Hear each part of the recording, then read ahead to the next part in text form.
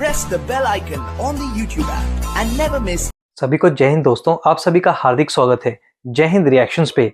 आशा करता हूं कि आप सभी लोग बहुत अच्छे होंगे। तो आज हम आपके लिए बहुत ही इंटरेस्टिंग और एक दमदार वीडियो लेकर आए जिसमें आप देखेंगे पाकिस्तान की मशहूर पत्रकार आरजू काज़मी जी को, जो कि इंटरव्यू लेंगी साजिद तारड़ साहब का, जो है तो पाकिस्तानी मूल के पर वो अमेरिका में रहते हैं और बहुत ही जबरदस्त जियोपॉलिटिकल एक्सपर्ट है। खासकर अगर हम बात करें भारत और पाकिस्तान के रिश्तों पे, वो बहुत ही गहरी पकड़ रखते हैं। तो ये वीडियो काफी इंटरेस्टिंग होगी जिसमें ये दोनों बात करेंगे हमारे प्यारे देश भारत और प्रधानमंत्री मोदी के बारे में। और ये वीडियो का सेकंड पार्ट है। फर्स्ट पार्ट ऑलरेडी हम चैनल पे डाल चुके हैं जिसे आप लोगों ने बहुत ज्यादा प्यार दिया था, तो इसे भी अंत तक देखें और चैनल पे नहीं है तो चैनल को सब्सक्राइब कर दें ताकि हम आपके लेटेस्ट इंटरेस्टिंग और मजेदार वीडियोस लाते रहें। तो चलिए पहले ये वीडियो देखते हैं और अंत में इसके बारे में बात करेंगे। जय हिंद, जय भारत। मोदी साहब को हाईएस्ट अवार्ड दिया गया है। 50,000 डायस्पोरा नाइजीरिया के अंदर, 200 भारतीय कंपनियां वहां पे बिजनेस कर रही हैं और बहुत मेरे ख्याल 37 से 40 बिलियन डॉलर की उनकी वहां पे इन्वेस्टमेंट है। और हाँ, मोदी साहब वहां पे क्या कर रहे हैं, कई दफा मैंने अगले दिन एक प्रोग्राम में गया तो उन्होंने कहा जी मोदी साहब वहां पे क्या कर रहे हैं। मैंने कहा मोदी साहब अपने डिफेंस के प्रोडक्ट्स बेच रहे हैं, तेजस जहाज बेचेंगे, क्योंकि रशिया का गैप है इस वक्त। जब से यूक्रेन की जंग शुरू हुई है, अफ्रीका में सबसे ज्यादा अपने डिफेंस के इक्विपमेंट रशिया बेचता था, वो गैप है, वो फिल कर रहे हैं। उसके बाद वहां से, और फिर दूसरा ब्रिटिश कॉलोनी थी केनिया। 17 साल के 17 ईयर्स के बाद पहला प्राइम मिनिस्टर वहां पे गया। वहां से वो आए गयाना में 40% पॉपुलेशन 18वीं सदी से इंडियन डिसेंटेड है। और वो वहां पे गए, और वहां जाने की कई लोग पूछते हैं जी वहां गयाना क्यों चले गए, गयाना क्यों। भाई एक तो देखो, वो उन्होंने ब्राजील आना था साउथ अमेरिका में, एक तो वहां से वो नजदीक पड़ता था। दूसरा, आपको पता ये नहीं है गयाना के में वहां जब से तेल निकला है उनकी इकॉनमी एक साल में आसमान को छू रही है।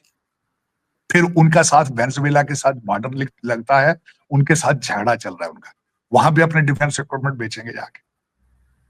Modi is a nationalist, Modi is a nationalist leader. Modi जहां भी जाता है अपने देश को प्रमोट करता है, खासकर अपने डायस्पोरा को प्रमोट। उसका कोई दुबई में प्लाट प्लाजा नहीं है, ना उनकी लंदन में प्रॉपर्टी है, ना उनके बच्चे लंदन और कनाडा में बैठे हैं। सीखना चाहिए मेरे ख्याल में। मैं हमेशा ये कहता हूं आपको एक नेशनलिस्ट लीडर की जरूरत है। पता नहीं वो कब आएगा। 77 साल हो गए और आप अभी तक बिल्कुल मैं क्या बताऊंगा, मैं किस जगह से शुरू करूं, क्या करूं। मैं एक जख्मी पाकिस्तानी हूं और रोजाना अपने दुखड़े फोड़ता हूं आपके सामने, लेकिन कोई समझ नहीं आता जो पारा चनार में हो रहा है। आपने कई लोगों ने कहा शायद जी शिया सुन्नी लड़ रहे हैं, और यार पाकिस्तानी तो इंसान तो है ना, क्यों एक दूसरे को मार रहे हैं। जानवर किसी को नहीं मारना चाहिए। आप एक दूसरे की कहते हैं जी वहां जमीनों के झगड़े हैं, 600 कनाल जमीन है और वो जो झगड़ा 1947 से पहले का चल रहा है पारा चनार, तो इससे आपने मार जो 50 माओ के बच्चे मार दिए आपने, क्या वो जमीनें वो वापस आएंगे? क्या निकला उसमें, क्या निकालने की कोशिश कर। लेकिन और फिर आप कह देते हो हम जीत गए। हम जीत गए, पीटीआई जीत गई, पूरा पैदे पाकिस्तान लाख कर दिया है, पाकिस्तान को उल्टा कर दिया है, पाकिस्तान को बांग्लादेश बना देंगे, हम जीत गए। वाह वाह। लेकिन आरजू, मैं इस वक्त क्या कहूं, फिलहाल तो बांग्लादेश पाकिस्तान बन गया। जो कुछ वो माइनॉरिटीज के साथ कर रहे हैं उससे तो लग ही रहा है कि बांग्लादेश पाकिस्तान बना हुआ है। वो देखें ज्यादती है। देखें, मैं सबसे पहले तो ये बताना चाहूंगा कि रिलीजन एक हर रिलीजन की बेस एक ही है, लेकिन आप उस बेस पे नहीं जाते, पता नहीं क्या है। हर जो मजहब की बेस है वो प्यार मोहब्बत है, एक दूसरे की इज्जत है, सच बोलना है, मेहनत करो, किरदार प्रमोट करो, अपने एक दूसरे से मोहब्बत करो। लेकिन पता नहीं आप उस बेस पे नहीं जाना चाहते, आप उसके रिचुअल्स में फंस के आप पता नहीं क्या करते फिर रहे हैं। मैं तो वहां से भी परेशान हूँ, आपसे भी परेशान हूँ। कोई समझ नहीं आ रही डायरेक्शन क्या आपकी वहां पे भी लोगों के साथ जाती हो रही। सर, गौतम अडानी की बात भी आप करना चाह रहे थे। हाँ, गौतम अडानी की बात ये है कि गौतम अडानी साहब ने वहां पे जो न्यूयॉर्क में उनके ऊपर जो केस बनाया गया है, उनके साथ एक अमेरिकन कंपनी थी, उनके साथ पार्टनर थी, और भारत के अंदर सोलर पावर का वो प्लांट लगाना चाह रहे। इस वजह से इनकी जुरिसडिक्शन बनी, जिसकी वजह से उनको किया गया कि इन्होंने रिश्वत दी है। लेकिन ये नहीं साथ बताया गया कि उस कंपनी में उस कॉन्ट्रैक्ट की वजह से $2 बिलियन बनाया गया है। और तीसरा, मुझे समझ नहीं आती कि ये प्रोसिक्यूटर जो है गौतम अडानी के लिए परेशान है, लेकिन हंटर बाइडेन के लिए परेशान नहीं। जिन्होंने मास्को गमेर से भी पैसे लिए, यूक्रेन से भी पैसे लिए, चाइना से भी पैसे लिए, पता नहीं उसको देख नहीं रहे। तो मुझे एक चीज कॉमन इसमें नजर आ रही है, वो ये नजर आ रही है कि इस वक्त अमेरिका और ये फाइव आइज कंट्री है भारत की ग्रोथ में से परेशान है। एक वजह ये नजर आती है। दूसरी, अमेरिका के अंदर इस वक्त जो Kamala Harris Biden administration, far left जो बहुत लिबरल लोग हैं, दे आर एंटी इंडिया।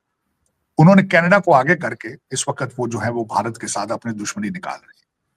जिस तरह के आपने देखा होगा कि वो जो 6 फॉर जस्टिस और अगले दिन कनाडा के अंदर जो मंदिरों के ऊपर हमले हैं, मेक सेंस नहीं करती, और फिर उसको गवर्नमेंट उसको रोकती नहीं है। ट्रूडो गवर्नमेंट ने उनको खुली छुट्टी दे रखी।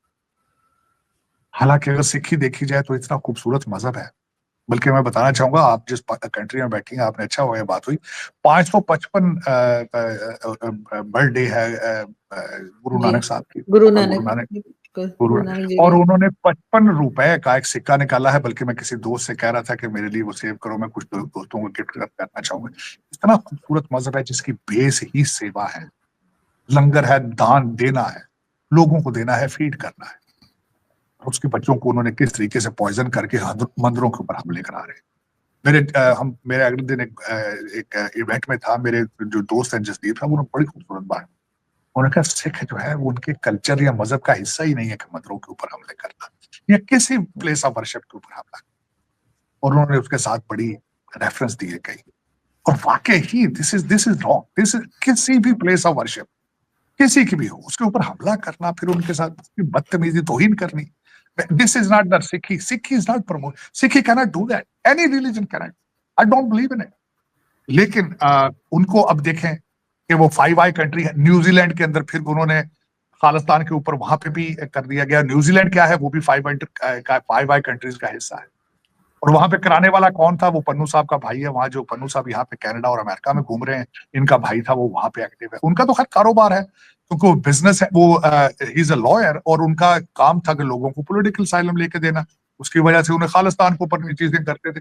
लेकिन न्यूजीलैंड को भी अब वो भी टूल बन चुका है, कनाडा भी टूल है, यहाँ न्यूयॉर्क में भी टूल बना दिया कि वो गौतम अडानी को जो है उन्होंने कर लिया। और फिर उसके ऊपर हमारे वो जो पप्पू भाईजान है, पप्पू गांधी, उन्होंने स्टेटमेंट दे दी उसके ऊपर। उन्होंने कहा जी वो देखें, उन्होंने अडानी को वहां पे चार्ज कर लिया, यहाँ खुले क्यों फिर रहे हैं? भाई बात, वो भारतीय इसलिए फिर रहे हैं, और सिविल मैटर है, क्यों उनको पकड़ेंगे? अभी तो he is not guilty until proven। आपको किस तरीके से कह रहे हैं उनको भी, उनको कैसे घूम रहे हैं? उनका अपना कंट्री है, वो घूमेंगे, खुले घूमेंगे, क्यों नहीं घूमेंगे? चार्जेस हैं अभी तो इस पे केस चलेगा। आप समझते हैं अभी पकड़ लिया जाए, उसको अरेस्ट कर लिया जाए? It's a civil matter. आप फ्रॉड की बात ये कर रहे होंगे, करप्शन की बात कर रहे होंगे, ये तो अभी प्रूव करेगी ना, कोई अदालत प्रूव करेगी, कोई सामने केस के ऊपर कोई एविडेंस रखी जाएगी। लेकिन आप कह रहे हैं कि जो उनको पकड़ा क्यों नहीं जा रहा, तो ये, लेकिन इतना तो नहीं होता डेमोक्रेटिक कंट्रीज के अंदर। लेकिन ये कि ज्यादती है। मैं इस चीज को बिल्कुल, अगर इतना कानून यहाँ पे अगर ठीक है, तो ये जिस तरह मैंने आपको कहा, हंटर बाइडेन के उनके केसेस को नहीं छेड़, सिर्फ अपने मर्जी के केसेस को छेड़ के इस वक्त एक पूरी एक प्रोपेगेंडा मशीनरी काम कर रही है भारत को बदनाम करने के लिए इन वेस्टर्न कंट्रीज में।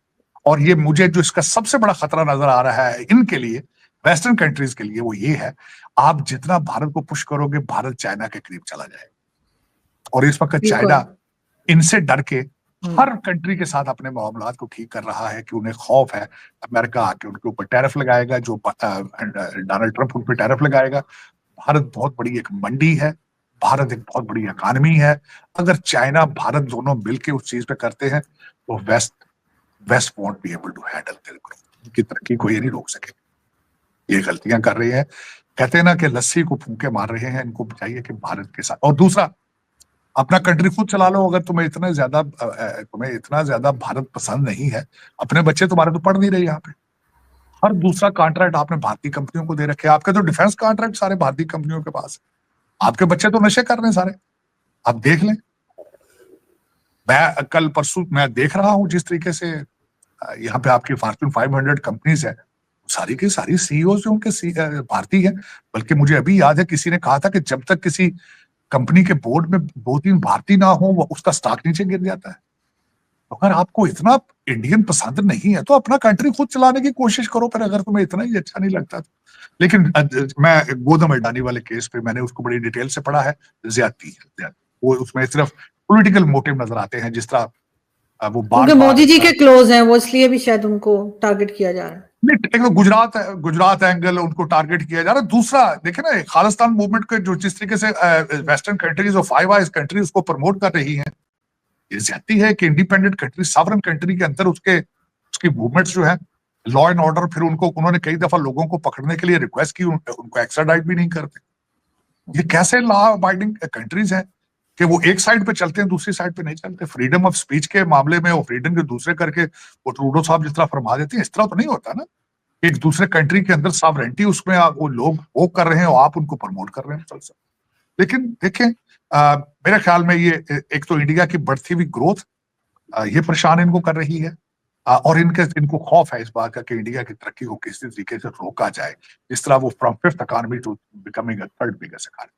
तो ये इनके ज़हन में वो भी खौफ है। लेकिन इस खौफ से इस तरह तरक्की मुल्कों की रुकती नहीं है। आप अपने बच्चों को पढ़ाओ, अगर शौक है चीजों का। डोनाल्ड ट्रम्प साहब हमेशा कहते थे कि मैथ में अमेरिकन पीछे रहते जा रहे हैं, नंबर 1, और दूसरा इनोवेशन एक एज था वेस्ट के पास। अब वो इनोवेशन आपकी नहीं है, आप इन्वेंट चीजें नहीं कर रहे हैं। आपके बच्चे जो है नशों में लगा दिए। आपको बराक ओबामा ने ये तोहफा दिया था कि वो कहता था कि दम मारो दम मिट जाए, तो आप दम मिटा रहे हैं। बिल्कुल ऐसा ही है। बहुत शुक्रिया सर कि आज आपने ज्वाइन किया। आई होप कि आपसे जल्दी फिर मुलाकात होगी, क्योंकि आपकी ऑडियंस भी और मुझे भी बहुत फिक्र हो गई थी कि इतने टाइम हो गया, ऑलमोस्ट जितने समझे पूरा महीना ही निकल गया था कि आप नहीं। I promise you, I am back. मेरे काफी दोस्त जो भारत से आए थे, खासकर कुछ इलेक्शन के हवाले से, कुछ जर्नलिस्ट आए थे, उन सबका, और कल एक राज्यसभा से भी दोस्त थे, वो भी थे, न्यू दिल्ली से भी थी, एकेडमिया भी थी। कल सबको मेजोरिटी में से ज्यादा चले गए कल वापस, एंड आई एम बैक।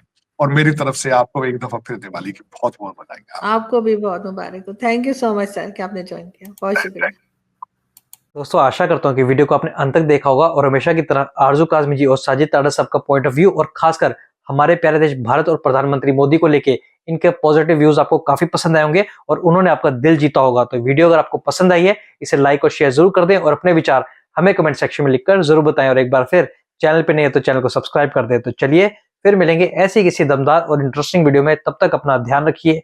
जय हिंद, जय भारत।